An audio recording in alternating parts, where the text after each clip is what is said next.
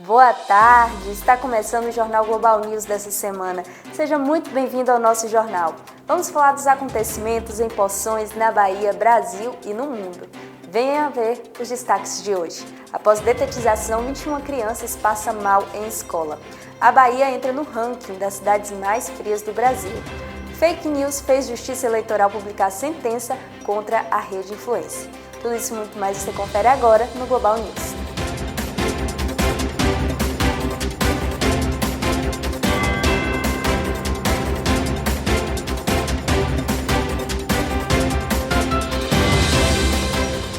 Uma detetização realizada na Escola Municipal Francisco Henrique dos Santos, no distrito de Rancho Alegre, em Caravelas, extremo sul da Bahia, resultou na hospitalização de 24 pessoas na última terça-feira, dia 10, incluindo 21 alunos e 3 adultos. Os afetados foram encaminhados para a Unidade de Saúde em Teixeira de Freitas após passarem mal, com falta de ar e desmaios. A empresa responsável pelo procedimento garantiu que o local estaria seguro para o uso de 6 horas após a aplicação do produto.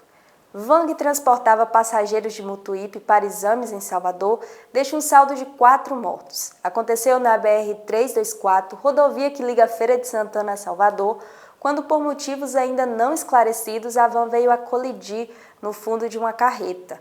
Não temos mais esclarecimento das causas do acidente, porém sabemos que o excesso de velocidade e a distância entre os dois carros podem ter sido a causa dessa tragédia.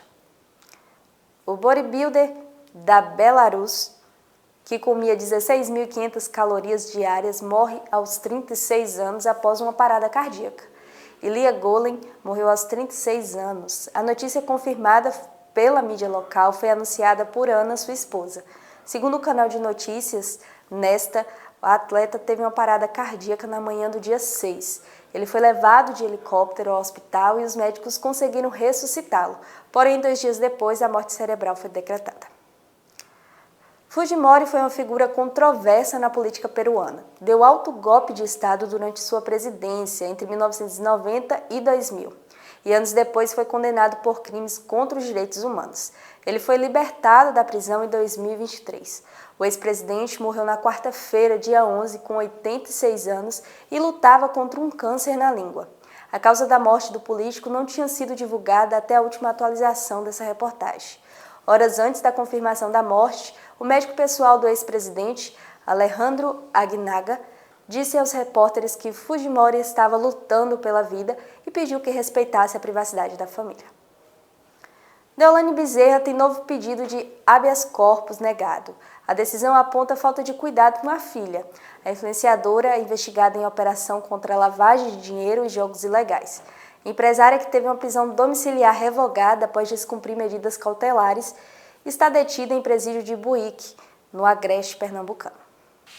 Manaus declara situação de emergência por 180 dias devido à seca no Rio Negro. A medida visa atender às necessidades das comunidades ribeirinhas e inclui Manaus na lista de municípios que receberão recursos federais para enfrentar a estiagem. O prefeito, David Almeida, assinou na tarde dessa quarta-feira, dia 11, um decreto de situação de emergência com validade de 180 dias devido à seca severa que afeta o Rio Negro em Manaus. A medida tem como objetivo implementar ações para atender às necessidades das comunidades ribeirinhas impactadas e inclui a capital na lista de municípios que devem receber recursos do governo federal para enfrentar a estiagem que atinge a região. A Agência Nacional de Cinema, Ancine, informou que prepara para os próximos meses 2 projetos pilotos com sistemas para bloquear sinal pirata em transmissões de audiovisual e de eventos esportivos ao vivo. De acordo com a Ancine, esses projetos fazem parte da nova competência da agência, que após uma lei publicada em janeiro, teve ampliada sua atribuição de combate à transmissão ilegal de conteúdo. Em abril, um levantamento das entidades do setor da indústria mostrou que o Brasil registrou em 2022 um prejuízo total de 453,5 bilhões de reais com o mercado ilegal.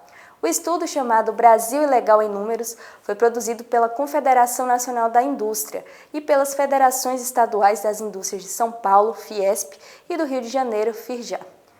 O 90 Segundos de hoje vem com o militante anti-amianto Marcos Zanin. Veja como foi. Bem, eu primeiramente quero dizer que eu estou feliz por estar aqui em Poções e Bom Jesus da Serra. Meu nome é Marcos Zanin e eu tenho uma origem e uma formação operária. Sempre trabalhei em fábricas e numa das fábricas que eu trabalhei, nós utilizávamos como matéria-prima o amianto, numa fábrica de lonas e pastilhas de freio. E a situação na fábrica era aterradora, era muito ruim, muito difícil. E isso nos comoveu e nos lançou a atuar na melhoria das condições e principalmente no banimento do amianto.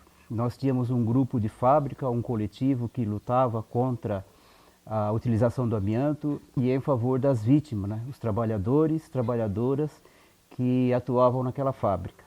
Isso já se foram 30 e poucos anos dessa luta, em que a gente depois, com ex-trabalhadores da Eternit, fundamos a ABREA, Associação Brasileira dos Expostos ao Amianto. Assim se começou a organização no Brasil em torno da luta contra o amianto e em favor das vítimas. E hoje nós estamos aqui em Bom Jesus da Serra e em Poções, acompanhando um fato muito importante, um acontecimento muito importante, que são o levantamento de diagnósticos através da carreta do Hospital de Barretos, né, com automografia, espirometria e consultas clínicas com moradores, ex-trabalhadores da mina de amianto e com familiares, né. Esse acontecimento é muito importante, que pode se repetir, porque daqui pode acontecer assim a quebra da invisibilidade. Obviamente que nós não queremos ninguém doente, mas que se houver pessoas doentes, isso precisa ser revelado para que os tratamentos sejam encaminhados e para que isso seja uma denúncia do crime que foi cometido aqui nessa região do país ao longo de décadas. Pois bem, então a expectativa nossa é muito importante. Eu estou muito feliz e sensibilizado nesses dias aqui com os militantes anti-amianto que eu encontro aqui, a AFICAF, a associação aqui da Bahia, e também os inúmeros contatos, conversas, histórias que ouvimos daqueles que trabalharam na mina, de familiares daqueles que trabalharam e de pessoas que direta e indiretamente tiveram e ainda têm contato com amianto pelo passivo ambiental que ficou aqui em Bom Jesus da Serra, né? Então, eu levo daqui assim uma experiência muito boa, muito importante. Meu coração fica aqui e a nossa luta deve continuar. A expectativa para que, a partir dessa experiência, desse diagnóstico, desse tratamento, eu acho que é uma alavanca para a continuidade da luta contra o amianto, em favor da vítima, das famílias, não só no Brasil, mas no mundo inteiro. A polícia militar prendeu um homem com grande quantidade de drogas. Durante o patrulhamento de rotina, o Garra identificou uma mulher que, ao avistar a viatura policial, descartou uma porção de maconha e, ao ser abordada, ela indicou o local onde adquiriu a droga. No endereço, um homem tentou fugir, mas foi rapidamente capturado. Na residência, os policiais encontraram tablets de maconha, skunk e balanças de precisão. O suspeito usava tornozeleira eletrônica devido a condenações por homicídio e roubo. Outro indivíduo presente com histórico de tráfico foi conduzido como testemunha. Todo o material apreendido foi encaminhado ao DICEP. Os funcionários do Banco do Brasil aprovaram, em uma assembleia virtual realizada na última segunda-feira, dia 9, uma greve. A paralisação, que é uma resposta à falta de avanços nas negociações do Acordo Coletivo de Trabalho, foi aprovada por 70,53% dos votantes. Mesmo com a assinatura do ACT por empregados do Banco do Brasil em outros estados, a Comissão de Empresas dos Funcionários do Banco do Brasil e a Federação dos Bancários da Bahia e Sergipe continua pressionando pela reabertura das conversações. Um avião da Alaska Airlines precisou interromper uma decolagem para evitar uma colisão com outra aeronave no Aeroporto Internacional de Nashville, nos Estados Unidos, na quinta-feira, dia 12. Ninguém se machucou. Os pilotos frearam ao perceber que a outra aeronave estava cruzando a pista de decolagem. Foi tão forte a freada que os pneus do avião acabaram estourando, mas nenhum passageiro ficou ferido. Eram 182 passageiros a bordo na primeira aeronave. A Alaska informou que os pilotos receberam autorização para a decolagem por volta das 9h15 pelo horário local e 10h15 em Brasília. De acordo com o Flight Radar, a aeronave já estava avançando pela pista de decolagem a quase 200 km por hora quando interrompeu a operação. Na terça-feira, dia 10, aconteceu um acidente envolvendo um ônibus da empresa Águia Branca no trecho que liga os municípios de Poções e Iguaí. O acidente resultou na queda de um poste que ficou atravessado na pista, bloqueando completamente o trânsito da rodovia. O veículo ficou tombado. O SAMU 192 foi acionado para dar assistência às vítimas. 3 municípios da Bahia entraram para o ranking das 50 cidades com as menores temperaturas do Brasil. Os dados são do Instituto Nacional de Meteorologia. Na quarta-feira, dia 11, Lençóis, localizado no centro-sul da Bahia, registrou 11,3 graus Celsius, ocupando a 16ª posição no ranking. Piatã, também no centro-sul, ficou na 44ª posição, com 13,5 graus. Já a Vitória da Conquista registrou 11,7 graus Celsius, garantindo a 22ª posição. A menor temperatura registrada no Brasil foi em São José dos Ausentes, no Rio Grande do Sul, onde os termômetros marcaram 4,6 graus Celsius. Esses dados refletem a diversidade climática do Brasil.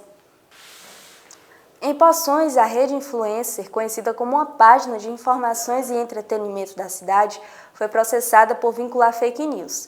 Durante as eleições, diversos vídeos foram publicados e tirados de contexto para prejudicar uma candidata, além de divulgar informações falsas. Diante disso, o site Avoador, conhecido como um site que checa informações e realizado por estudantes de jornalismo da UESB, divulgou uma checagem que continha algumas publicações falsas veiculadas pela página. Mais à frente, a Justiça Eleitoral divulgou a sentença do administrador da página, Vinícius Oliveira Santos, decretando que fosse retirada da página todos os conteúdos falsos em até 24 horas após a publicação, e o pagamento de multa de R$15 mil. Caso não fosse retirado, haveria multa sobre pena de R$10 mil por dia. É sabido que notícias falsas é crime. Um acidente aconteceu na segunda-feira passada, dia 9, na BR-116, próximo ao município de Manoel Vitorino. Teve como vítima o capitão da Polícia Militar da Bahia, Clodoaldo Domingues de Oliveira Neto, de 44 anos.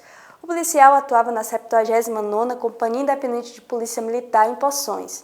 O acidente foi entre um carro de passeio contra um caminhão de transporte de gás de cozinha em colisão frontal.